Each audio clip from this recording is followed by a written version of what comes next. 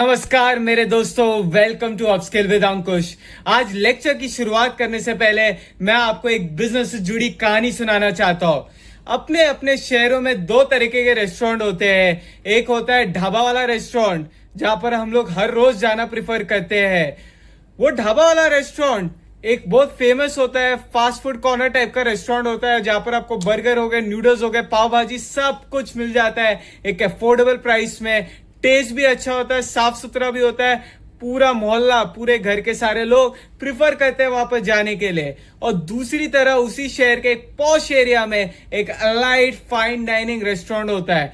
वहां का मेनू छोटा सा होगा पर रेट्स प्रीमियम होते हैं। वहां लोग रोज रोज नहीं जाते मेरे दोस्तों, पर जब किसी को कुछ बड़ा कॉर्पोरेट इवेंट करना होता है, पार्टीज करनी होती है, मैरिज एनिवर्सरी, बर्थडे सेलिब्रेट, तो खुशी खुशी प्रीमियम प्राइस देकर आते हैं। अब एक बात आप मुझे बताओ कि क्या लोकल ढाबा फ्लॉप है क्या? बिल्कुल नहीं। वो कस्टमर वॉल्यूम पर फोकस करते हैं। ढाबा क्या है, वो जो छोटे से रेस्टोरेंट्स होते हैं, किस पर फोकस करते हैं मेरे दोस्तों? वॉल्यूम पर फोकस करते हैं और रोज रोज हजारों लोगों को अफोर्डेबल खाना देकर बड़ा रेवेन्यू जनरेट करते हैं। और क्या फाइन डाइनिंग रेस्टोरेंट फ्लॉप है?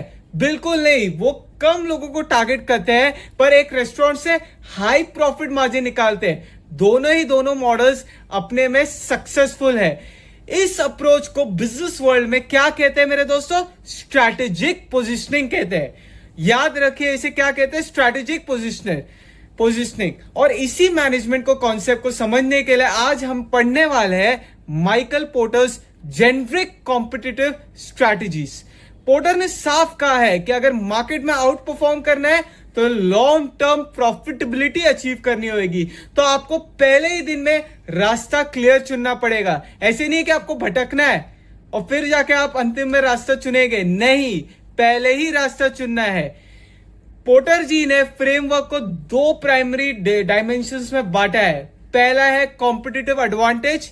ये तो आप मार्केट में लोएस्ट प्राइस ऑफर करना चाहते हैं या सबसे कुछ अलग ऑफर करना चाहते हैं। क्या है? लोएस्ट प्राइस, सब कुछ से अलग ऑफर, कुछ अलग, यूनिक।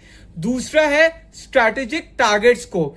ये मास मार्केट को टारगेट करता है या किसी एक छोटे स्पेसिफिक सेगमेंट को टारगेट करता है। ये पोर्टर जी ने एक बहुत जरूरी वार्निंग दी है। क्या वार्निंग दी है? ध्यान से समझना होगा।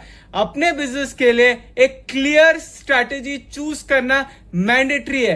प्रॉब्लम तब आती है जब कोई कंपनी बिना विजन के दोनों डायरेक्शंस को अपनाता है। उसको यूनिक भी प्रोडक्ट देना है, उसको कॉस्ट लीडर भी बनना है, उसको नैरो मार्केट को भी टारगेट करना है। वो सब कुछ एक ही बिजनेस मॉडल में अपनाना चाहता है। पोर्टर जी कहते हैं ऐसा ही बिजनेस स्टक हो जाता है मिडिल में। ऐसी कंपनीज ना तो अफोर्डेबल रहती है ना ही यूनिक रहती है, एंड उनका डिक्लाइन होना निश्चित है मेरे दोस्तों। इसलिए टारगेट क्लियर रखना बहुत ज्यादा जरूरी है। चलो सबसे पहले बात करते हैं कॉस्ट लीडरशिप स्ट्रैटेजी।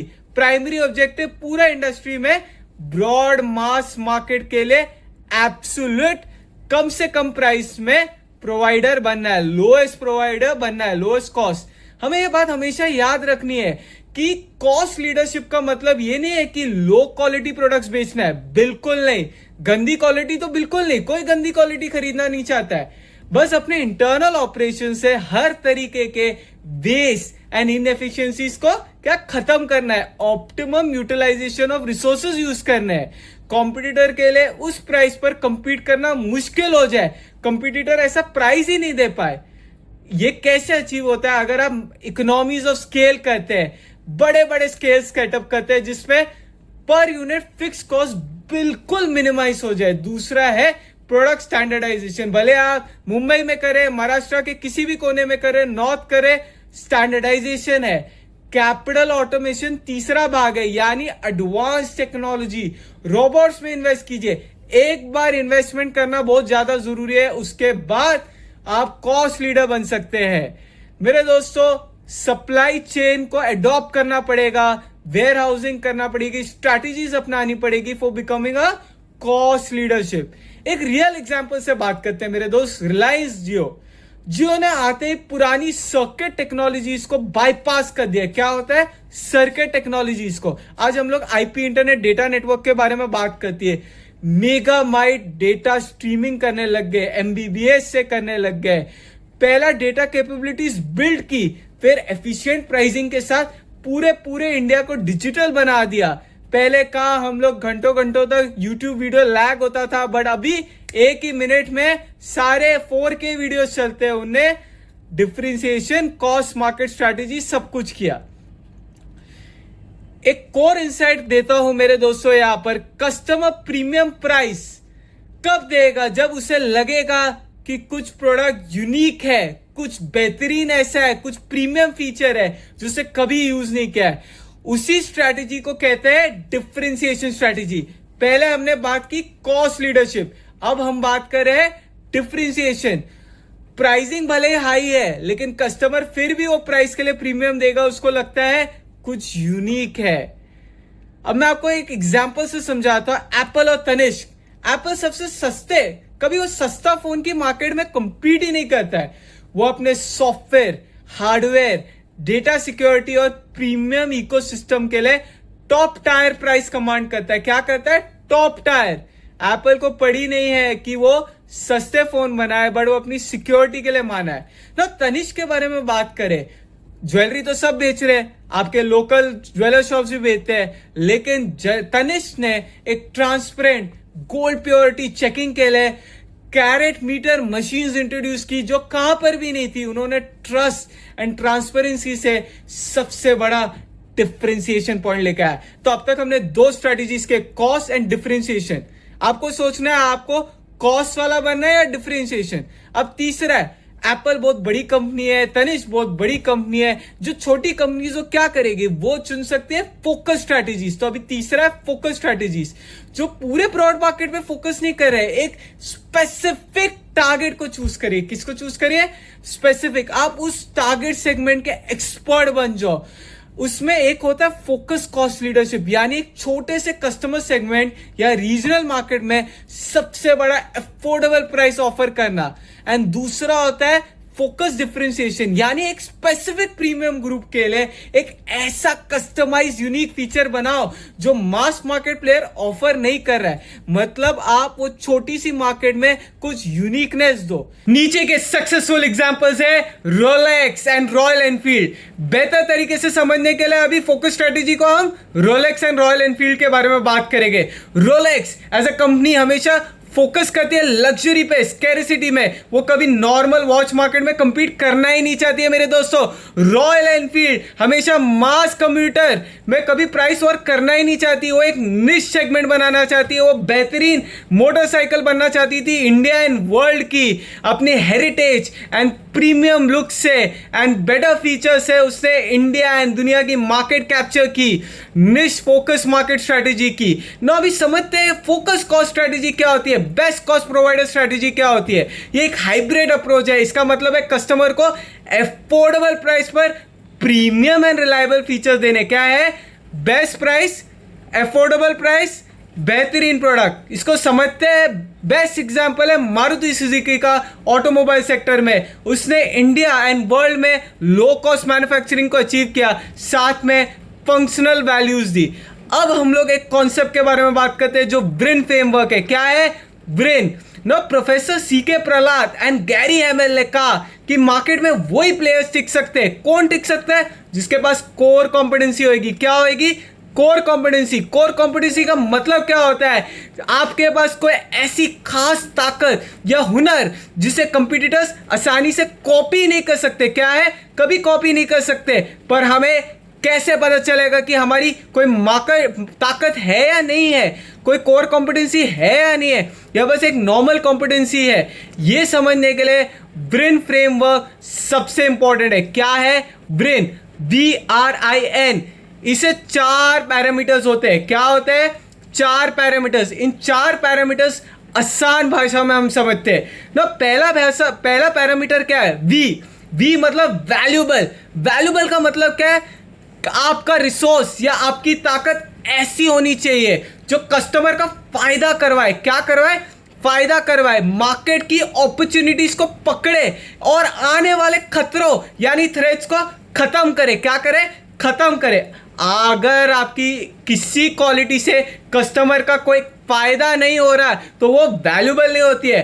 फायदा होना चाहिए, अंतिम में सबको फायदा चाहिए। अगर आपकी कोर कॉम्पिटेंसी से फायदा नहीं होगा तो वो नहीं लेगा। जैसे जीरो दान है, ऑटोमेटेड क्लाउड टेक्नोलॉजी का यूज किया, इससे उन्होंने बड़े बड़े ब्रोकरेज चार्जेस को बिल्कुल नेल कर दिया, जीरो कर दिया, एंड रिटेल इन्वेस्टर की चांदनी करवा दी।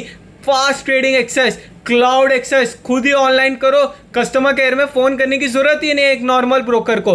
दूसरा पैरामीटर आर मतलब रेयर। इसका मतलब है कि आपकी वो ताकत मार्केट में बिल्कुल नहीं एंड अनोखी है। रेयर मतलब आप अलग हो, यूनिक हो, डिफरेंट हो, या बहुत ही कम कॉम्पिटिटर्स है जो इसको कॉपी कर सकते हैं। रेयर, अगर कोई चीज पूरी इंडस्ट्री में सबके पास है वो कॉमन हो गए, वो रेयर नहीं है। जैसे नेटफ्लिक्स ने जब आया था वो कैसे यूनिक बना, वो कैसे रेयर बना, उसके recommendations and algorithm and viewing data engine था। उन्होंने सालों तक करोड़ों रुपए खर्च किए, ये क्या यूजर की पसंद को ट्रैक किया, सिस्टम्स बनाए जो हर किसी के पास नहीं है, इसलिए ये रेयर है। क्या है? रेयर। अब तीसरा पैरामीटर के बारे में बात करते हैं, आई इज फॉर इमिटेबल ना, जिसे हम इमिटेबिलिटी टेस्ट भी कहते हैं। इसका मतलब है कि कॉम्पिटिटर्स के लिए आपके उस ताकत को कॉपी करना या चोरी करना या मार्केट से खरीदना बहुत मुश्किल है। क्या है? कॉपी करना बहुत मुश्किल है। इमिटेट, कॉपी, आज बोलते हैं ना इमिटेटेड ज्वेलरी, इमिटेट ज्वेलरी नहीं, हमें कॉपी नहीं करना है तो आपका एडवांटेज खत्म। अगर किसी ने कॉपी कर लिया तो आपका एडवांटेज खत्म। हाई इमिटेशन बैरियर रखना है ताकि आपका प्रोसेस बहुत कॉम्प्लेक्स हो ना। भी एप्पल सबसे फेवरेट है कि उसको कॉम्पीट नहीं कर सकता, उसने ऐसा सॉफ्टवेयर बनाया, ऐसा iOS बनाया जो कोई कॉपी कर ही नहीं सकता है। उससे डीप इंटीग्रेटेशन कॉपी किया, टेक्निकली और फाइनेंशियली बहुत बड़ा बैरियर है कि कोई कॉपी नहीं कर पाए, इसलिए एप्पल सबसे बड़ा प्लेयर बन गया आज के टाइम में ना। चौथा एंड अंतिम पैरामीटर है नॉन सब्स्टिट्यूबल ना। सब्स्टिट्यूट, कोई ऑल्टरनेटिव या शॉर्टकट मार्केट में नहीं होना चाहिए। कॉम्पिटिटर्स कोई दूसरा रास्ता निकल कर आसान, आपका असर का खत्म। कॉम्पिटिटर ने सब्स्टिट्यूट निकाल दिया, आपका प्रोडक्ट पुराना हो गया, उससे थोड़े डिफरेंट चीजें ऐड कर दी, यूनिक फीचर ऐड कर दिए तो आप सब्स्टिट्यूट हो गए, तो वो नहीं होना है। गूगल सबसे बेस्ट एग्जाम्पल है। उसने इतना बेहतरीन सर्च इंजन निकाला कि जिसका विशाल नेटवर्क का डायरेक्ट सब्स्टिट्यूट नहीं ढूंढ पाया। आज हम लोग गूगल पर डिपेंडेंट है। ऑफकोर्स ढेर सारे सर्च इंजन है, लेकिन प्रेफरेंस कौन सा है? हमारा गूगल। तो अभी हमने ये पूरे चैप्टर में क्या क्या समझा मेरे दोस्तों? हमने आसानी से क्या समझा? हमने माइकल पोर्टर जी के इंपॉर्टेंट फ्रेमवर्क समझे कि कॉस्ट लीडरशिप क्या होता है, फोकस स्ट्रैटेजी क्या होती है, डिफरेंशिएशन स्ट्रैटेजी क्या होती है। मार्केट में अगर आपको टिकना है, आपको शेयर कैप्चर करना है अपना, तो आपको शुरुआत से ही अपनी स्ट्रैटेजी को चुनना पड़ेगा। क्या आप कॉस्ट कॉम्पिटिटिव होना चाहते हो, डिफरेंशिएट कुछ अलग बनाना चाहते हो, सबका ब्लेंड करोगे तो आप कहाँ तक नहीं पहुंच पाओगे। आपको विन स्ट्रैटेजी बहुत इंपॉर्टेंट है, हमें ये फॉलो करनी है। V for value, R is for rare product कुछ बनाओ, I is for what? Imitate, कोई कॉपी नहीं कर पाए, एंड आपका एन फॉर नॉन सब्स्टिट्यूट, आपका प्रोडक्ट सब्स्टिट्यूट नहीं हो। मेरे दोस्तों, आई होप आपको ये बहुत अच्छा लगा हो लेक्चर। आपको जीवन में हमेशा पॉजिटिव रहना है, मैनिफेस्ट अच्छी चीज़ें करनी है, बहुत कुछ नई चीज़ें सीखनी है, एंड हमेशा अपने माता पिता की रिस्पेक्ट करना है। Be kind, trust and integrity her company की सबसे बड़ी वैल्यूबल चीज़ होती है, एंड वो इंडिविजुअल के लिए भी इम्प्लीमेंट होती है मेरे दोस्तों। So thanks a lot my friends, be positive, be optimistic, keep on learning and upgrading, and subscribe to our channel upskill with Ankush. Thank you friends, thank you.